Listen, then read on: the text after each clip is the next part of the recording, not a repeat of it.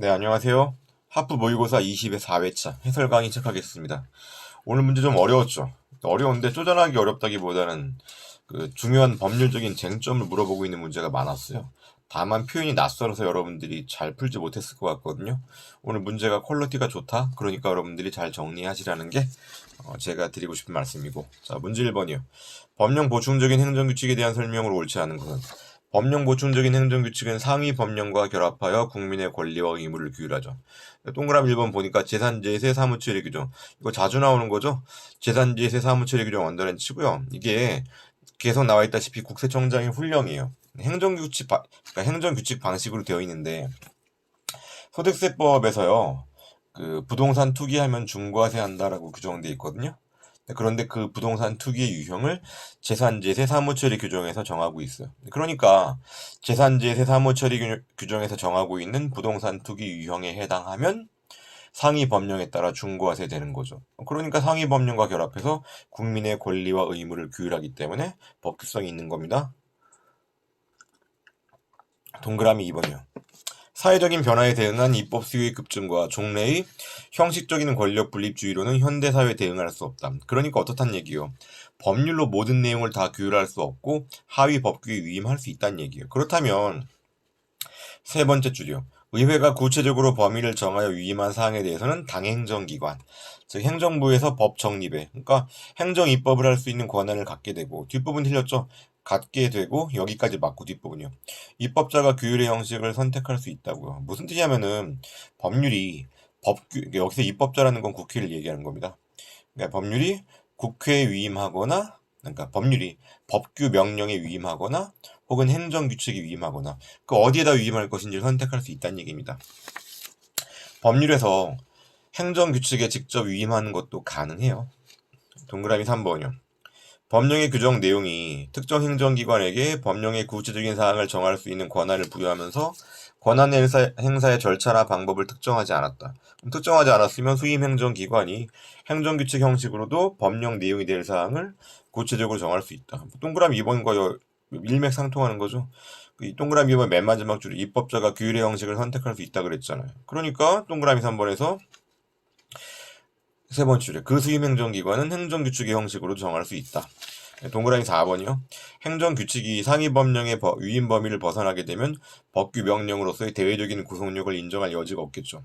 법령 보충적인 행정규칙이 상위 법령과 결합해서 국민의 권리와 의무를 규율한다면서요. 그 전제가 뭐예요? 상위 법령에 반하면 안 되겠죠. 상위 법령에 반한다고 할 때요. 문제가 되는 상황은 두 가지가 있어요. 세 번째 줄이요. 행정규칙이나 규정 내용의 위임 범위를 벗어난 경우. 내용에다가 동그라미. 상위법에서 노인의 개념 정의를 65세라고 했는데 행정규칙에서 70세로 바꿔버렸단 말이죠. 그럼 효력이 없겠죠. 한편 세 번째 줄이요. 상위법령의 위임 규정에서 특정하여 정하는 권한 행사의 절차나 방식이 위배되는 경우. 무슨 뜻이냐면요. 그 상위법에서 시행령에서요. 시행규칙에서 정하라고 위임했었거든요. 그런데 시행규칙에서 안 정하고 행정규칙에서 정한다. 그럼 그때 행정규칙은 효력이 없는 거겠죠. 그래서 동그라미 4번 선지 5번째 줄이요. 상위법령에서 세부사항 등을 시행규칙으로 정하도록 위임했는데 시행규칙이 아니라 고시 등 행정규칙에서 정했다. 이것 역시 대외적 효력이 인정될 수 없죠. 둘 다 상위법령에 반하는 경우이고 제가 그 해설에다가 코멘트 달아놓은 거 보세요. 자, 문제 2번이요. 다음 중 법규 명령의 통제. 여러분, 법규 명령에 대한 통제는요. 사법적 통제, 입법적 통제, 행정적 통제 모두 가능합니다. 동그라미 1번. 국민권익위원회에 의한 통제는 행정부 내부에서의 통제. 행정적 통제죠. 법률 대통령령, 총리령 불령 및 그 위임에 따른 훈령, 예규, 고시 공고와 조례 규칙의 부패 유발 요인을 분석 검토해 볼 때 그 법령 등의 소관 기관장에게 문제가 있다. 부패를 유발할 것 같다. 그러면 개선을 위해서 필요한 사항을 권고할 수 있겠죠. 오케이. 동그라미 2번이요. 대법원은 구체적인 규범 통제를 하면서 법규 명령의 특정 조항이 위헌 위법인 경우에 무효라고 판시하며 여기까지 슬래시 하신 맞죠? 그러니까 상위 법령에 반하는 법규 명령은 효력이 없으니까 무효죠. 여러분 무효와 취소의 구별은 행정행위 즉 처분에서만 있습니다. 동그라미 2번은 슬래시한 뒷부분 틀렸죠. 무효로 판시된 당의 조항은 일반적으로 효력이 부인되는 게 아니라 개별적으로 당의 사건에 한하여 효력이 부인되는 거죠. 일반적으로 효력이 부인되는 건 뭐예요? 헌법재판소가 법률에 대한 위헌 결정을 했을 때 그때는 일반적으로 효력이 부인됩니다. 동그라미 3번이요. 행정소송법은 행정소송에 대한 대법원 판결에 의해서 명령 규칙. 여기서 명령은 시행령 얘기하는 거고요. 규칙은 시행규칙 얘기하는 겁니다. 이게 헌법 또는 법률이 위반된다는 것이 확정되었다. 그럼 대법원은 각급 법원이 아니라 대법원이요. 제치 없이 그 사유를 법무부 장관이 아니라 행정안전부 장관이에요. 통보하고 통보를 받은 행정안전부 장관은 행정안전부 장관이 관보 발행 권한이 있잖아요. 그러니까 지체 없이 이를 관보에 게재한다. 오케이. 동그라미 4번이요. 재량권 행사의 준칙인 행정규칙이 그 정한 바에 따라 되풀이 시행되어서 행정관행이 성립되어서 평등 원칙이나 신뢰 보호 원칙에 따라 행정기관이 그 상대방에 대한 관계에서 그 규칙에 따라야 될 자기구속을 받게 되는 경우. 여기까지 슬래시 하시면 이게 바로 뭡니까? 행정의 자기구속성이죠. 재량 준칙이 자기구속성 가지는 거죠. 그럼 자기 무슨 성 가진다고요? 구속성 가진다니까. 구속력을 가지면 공권력의 행사죠. 그렇기 때문에 헌법소원 대상이 되는 겁니다. 헌법소원 대상이 공권력 행사잖아요. 문제 3번이요. 행정행위가 있은 후에 그 근거가 된 법률이 헌법재판소에 의해서 위헌으로 결정되었다. 무슨 뜻입니까? 행정행위가 있은 후, 처분 이후에 근거 법률이 위헌 결정된 거죠. 그럼 나중에 위헌 결정될 거 알 수 있어? 없어요? 뭐, 알 수 없지. 그러니까 당의 행정행위 하자의 유형은 취소 사유가 되는 거죠. 한편 취소 소송의 제소 기간이 도과했다. 취소 사유인데 취소 소송 제소 기간 도과했으면 불가증력 발생했죠. 그러니까 원고도 아는 거지. 취소 소송 제기해봐야 각하다. 그래가지고 무효확인 소송을 제기했단 말이야. 그럼 법원은 무슨 판결합니까? 기각 판결하는 거죠. 왜? 하자가 취소 사유인데 무효확인 소송 제기했죠. 근데 하자가 무효인지 취소인지는 본안 판단 사항이잖아. 그래서 법원은 기각 판결하는 겁니다. 4번이요. 부관에 대한 설명으로 옳지 않은 것은 동그라미 1번. 기한이라는 거는 행정행위의 시간상의 효력 범위를 정하는 점에서 조건과 같다. 조건과 기한이 모두 시간상 효력 범위죠. 그런데 조건과 구별되는 점은 기한은 도래가 확실하죠. 반면 조건은요. 성취 여부가 불확실하죠. 예컨대 뭐 공무원 시험에 합격하면 1억 원을 준다. 내가 열심히 노력하면 합격할 수 있긴 하겠지만 이거는 2024년도 12월 30일이 도래하면 1억 원을 준다. 이거랑은 다르잖아. 기한은 도래 여부가 확실한 거고 조건은 도래 여부가 불확실한 겁니다. 한편 기한의 경우에 두 번째 줄에 확정 기한이든 불확정 기한이든 나왔죠. 확정 기한은 뭡니까? 2024년도 12월 31일까지. 2024년도 12월 30일 반드시 도래해요, 안 해요? 하죠. 도래 안 하면 가수 별이지. 그 다음에 불확정 기한은요. 자, 뭐 상대방이 죽을 때까지 도로 조명을 허가한다. 언제 죽을지 모르지만 분명히 죽는 건 맞죠. 그러니까 도래 여부는 확실해요. 다만 언제 죽을지 모르기 때문에 불확정 기한이라고 부르는 겁니다. 2번이요. 건축 허가를 하면서 일정 토지를 기부 체납하도록 하는 내용의 허가 조건. 기부 체납 부담이겠죠. 이거 부관을 붙일 수 없는 기속행위에 붙인 부담이거나 혹은 법령상 아무런 근거가 없다. 여러분 기속행위에는 부관을 못 붙여요. 기속행위에 붙인 부관은 당연 무효입니다. 동그라미 3번이요. 영업허가를 발급하면서 일정한 시설 설치 의무를 부과했대요. 이걸 정지 조건으로 본다? 그럼 정지라는 거 스탑된 거죠. 그럼 아직 효력 발생했어? 안 했어요? 안 했죠. 시설 설치를 했을 때 비로소 조건이 성취되어서 영업허가의 효력이 발생되는 거예요. 그러면 시설 설치 의무를 불이행했으면 아직 영업허가 효력이 발생하지 않았기 때문에 그 상태에서 영업을 했으면 무허가 영업으로 위법한 겁니다. 4번이요. 행정청이 종교단체에 대해서 기본재산 전환인가? 기본재산 전환이 뭐예요? 기본재산을 보통재산으로 바꿀 수 있도록 해주는 거거든요. 기본재산은요, 교회에서의 교회당, 학교에서의 학교 건물 이런 거기 때문에 수익사업 용도로 사용할 수가 없어요. 그런데 기본재산이 보통재산으로 바뀌게 되면 수익사업 할 수 있습니다. 계속 보니까 인가처분의 효력이 발생해서 기본재산 처분 행위가 유효하게 이루어졌단 말이죠. 그런데 비로소 이행할 수 있는 인가조건을 부과했다. 무슨 뜻이냐면요. 기본재산을 보통재산으로 바꿔줬기 때문에 자 보통재산에 대한 수익사업이 가능하죠. 그런데 인가조건을 부과했대. 그 인가조건이 뭐였냐면요. 자, 수익사업을 해서 발생한 수익은 그 해당 단체의 사업 목적으로만 사용할 수 있고 다른 목적으로는 쓰지 말라. 예컨대 뭐 해당 재단 이사장 개인적으로 쓰지 말라. 이런 인가 조건을 부과했어요. 그런데 수익사업에서 얻은 돈 가지고 해당 재단 이사장이 개인적으로 썼다. 그럼 어떻게 하겠어요? 기본재산 전환 인가를 취소하겠죠? 이건 후발적 사유에 따른 거니까 철회고 미리 이런 인가 조건을 부과했으면 철회권 유보죠. 5번이요. 개인정보 보호 제도에 대한 설명으로 옳은 것은 동그라미 1번. 개인이 자신의 정보를 보호해달라고 얘기하면 개인정보 보호 맞는데 타인에 대한 정보의 공개를 청구한다. 이건 개인정보보호법이 아니라 정보공개법으로 가야 되는 거죠. 동그라미 2번이요. 개인정보 자기결정권의 보호 대상이 되는 정보는 반드시 개인의 내밀한 영역이나 개인적인 사적인 일의 영역에 속하는 정보에 국한되지 않고 그 뒷부분 중요하죠. 공적 생활에서 형성되었거나 이미 공개된 개인정보까지 포함된다. 공적 생활에서 형성된 정보, 이미 공개된 개인정보, 여기에다가 다른 정보가 합쳐지면 큰 그림이 나올 수가 있거든요. 그러면은 큰 그림이 나오게 되면은 해당 개인이 피해를 볼 수 있단 말이에요. 여러분 예컨대 여러분 상반신 사진이 있고 하반신 사진이 있어. 근데 상반신 사진은 이미 공개가 됐단 말이죠. 그런데 하반신 사진은 공개가 안 됐어. 그런데 하반신 사진을 이미 가지고 있는 상태에서 상반신 사진까지 합쳐놓게 되면요, 그 해당 사람에 대해서 인격을 침해하는 문제가 생길 수도 있는 거죠. 그래서 이미 공개된 개인정보도 보호의 대상이 된다. 제가 기본이론 강의 때도 했고 그 객관식 강의 때도 했는데 뭐냐면 이거 뭐 잊혀질 권리 이렇게 얘기를 했거든요. 잊혀질 권리. 혹시 뭐 제 수업 들었던 분들은 그 내용 한번 생각해 보세요. 또 어떤 내용 얘기했어요? 퍼즐 이론 얘기도 했죠. 그것도 생각해 보시고요. 동그라미 3번이요. 개인정보 보호에 관한 사항을 심의 의결하기 위해서 국무총리 소속은 맞거든요. 개인정보심의위원회가 아니라 개인정보보호위원회예요. 그리고 개인정보보호위원회는 국무총리 소속이거든요. 개보국 이렇게 기억하세요. 동그라미 4번이요.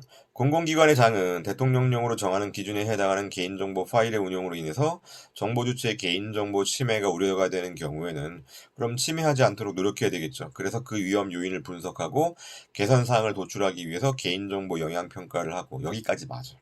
뒷부분. 지식경제부 장관은 웬 말이고 국무총리 웬 말입니까? 5번의 동그라미 4번 여러분 해당하는 코멘트 한번 보세요.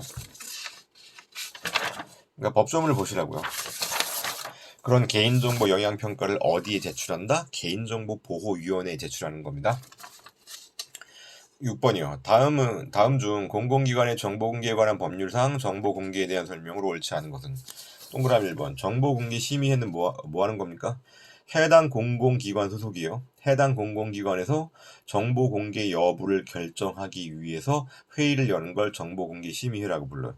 그리고 심의회는 위원장 1명 포함해야 되겠죠. 위원장 있어야 되겠죠. 5명 이상 7명 이하의 위원으로 구성하라고 나와 있어요. 개별적인 법조문인데 이 기회에 알아둡시다.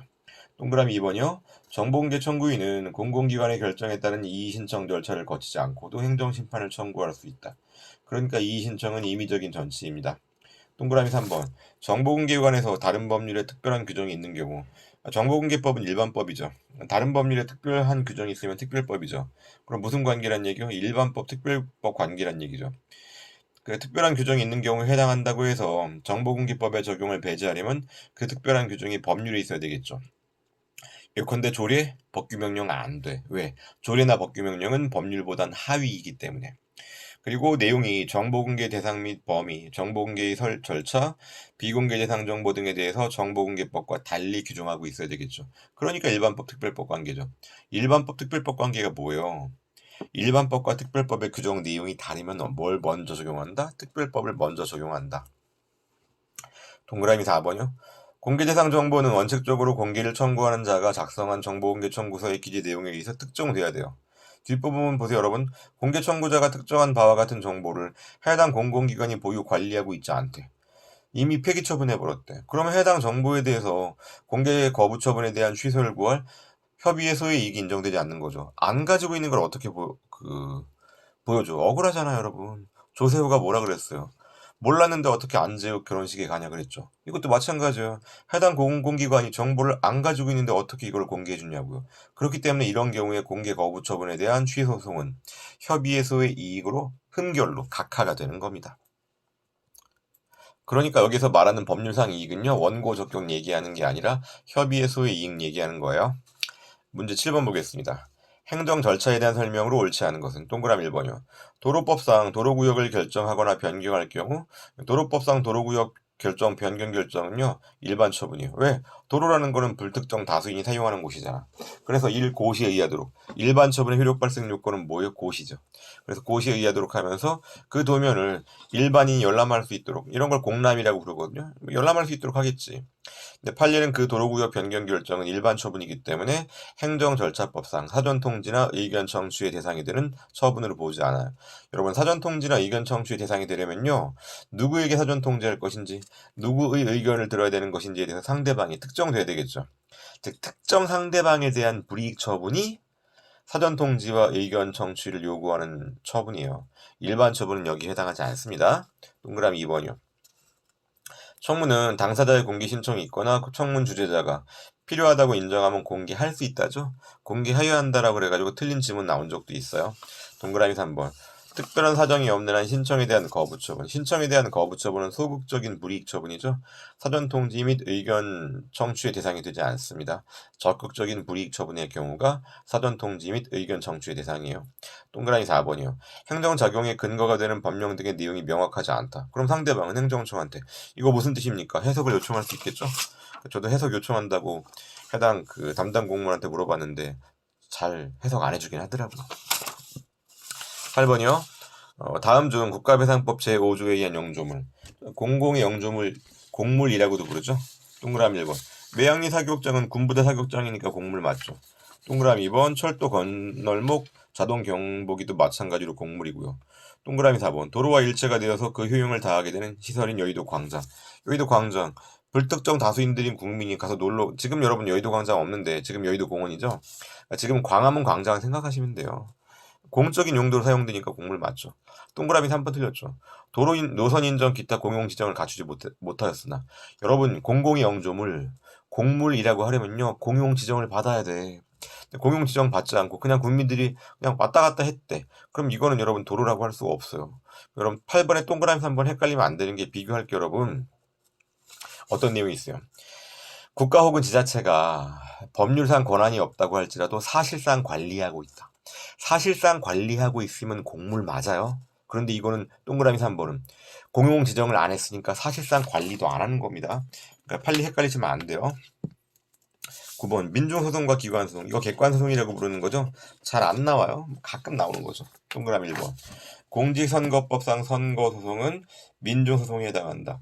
민중소송이랑 민중이란 말이에요. 공익을 목적으로 하는 소송이거든요. 주로 선거 투표 관련된 소송입니다. 동그라미 2번. 민중소송 또는 기관소송, 즉 객관소송으로서 처분 등의 취소를 구하는 소송이다. 즉 해당 소송의 스타일이 취소를 구하는 스타일이 돼. 그러면 취소 소송에 대한 규정을 준용하면 되겠죠. 동그라미 3번이요. 지방자치법상 지방의회 제의결에 대해서 지방자치단체장이 제기하는 소송. 이건 지방자치단체장과 지방의회와의 다툼이죠. 기관 상호 간의 다툼이기 때문에 기관소송 맞습니다. 동그라미 4번은요. 객관소송 법정주의예요. 민중소송이나 기관소송이나 남소의 위험이 있기 때문에 법률이 정하는 경우에 법률이 정하는 자에 한하여 소송 제기할 수 있어요. 그러면 읽어보게 되면은 민중소송에 대해서 법률이 정한 경우에 법률이 정한 자에 한하여 제기하도록 하는 법정주의를 취하고 있으나, 앞에 맞죠? 슬래시 하시면요. 뒷단 틀렸죠? 기관소송에 대해서도 이러한 제한이 있어요. 그래서 객관소송 법정주의라는 카테고리로 이해하시면 됩니다. 10번이요. 다음 중 판례상 당사자 소송이 아닌 것은 동그라미 1번. 광주 민주화운동 관련 보상금 지급 청구 소송은 당사자 소송이고, 광주라는 말이 없고 그냥 민주화운동 보상금 지급 소송은 항고 소송입니다. 동그라미 2번은 공무원 연금법령 개정으로 언더래. 뒷부분 보니까 퇴직연금 중 일부 금액의 지급이 정지됐대. 연금법령 개정으로. 보다 추상적인 표현으로 쓰면 법령상 당연히죠. 그럼 행정청이 처분한 바 있어 없어요? 의사결정한 바 없기 때문에 처분성이 없어요. 따라서 당사자 소송이에요. 동그라미 4번은요. 공무원연금관리공단의 급여 결정. 이건 공단이 결정했단 얘기거든요. 그러니까 동그라미 2번은 공단이 의사결정한 게 아니야. 법 개정으로 못 주게 된 거고. 동그라미 4번은요. 공단이 주기로 혹은 안 주기로 혹은 얼마만큼 주기로 결정한 겁니다. 그래서 동그라미 4번에서 급여 결정은 처분성이 있어요. 동그라미 3번 두 번 줄에 안에다가 동그라미 쳐야 되겠죠. 도시및 주거환경정비법상의 주택 재건축 정비사업 조합을 상대로 하는 관리처분 계획안. 관리처분 계획안은 아직 관리처분 계획이 아니죠. 처분성이 없기 때문에 당사자 소송으로 가는 겁니다. 자, 여러분, 오늘 좀 어려운 문제 많았으니까, 낯선 질문 많았으니까 꼼꼼히 정리하시기 바랍니다. 네, 수고하셨습니다.